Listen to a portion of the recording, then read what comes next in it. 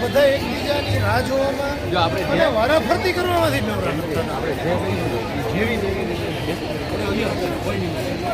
એક જણું જાય બાકીની વાત પછી એને વાર લાગે બીજું એમ કે